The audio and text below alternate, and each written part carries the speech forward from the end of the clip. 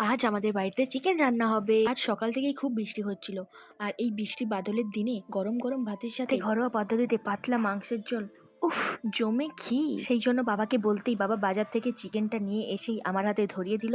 এরপর আমিও ভালো করে চিকেনটা ধুয়ে ম্যারিনেশন করে নেব। ম্যারিনেশনের জন্য ফার্স্টেই একে একে লবণ, হলুদ গুঁড়ো, পেঁয়াজ কুচোনো ও পরিমাণ মতো সরিষার তেল দিয়ে ভালো করে মাংসটাকে মাখিয়ে 30 মিনিটের জন্য ঢাকা দিয়ে রেখে দিন। খুব ভালো করে পেঁয়াজগুলোকে কুচিয়ে নিলাম। 30 মিনিট পর কড়াতে তেল গরম হয়ে এলে একটু চিনি দিয়ে আলু পেঁপেগুলোকে খুব ভালো করে ভেজে তুলে নিলাম।